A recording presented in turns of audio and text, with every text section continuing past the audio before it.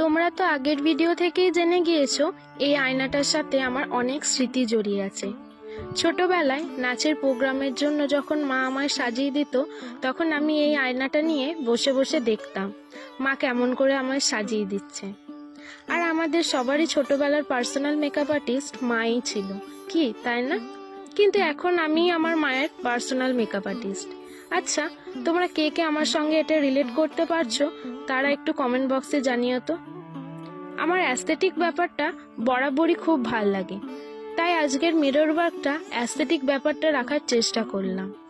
আর কোনো জিনিসই ফেলে দেওয়ার নয়, শুধু একটু নিজে চাইলেই ওই পুরোনো জিনিসগুলো দিয়েই অনেক সুন্দর কিছু তৈরি করা যায়।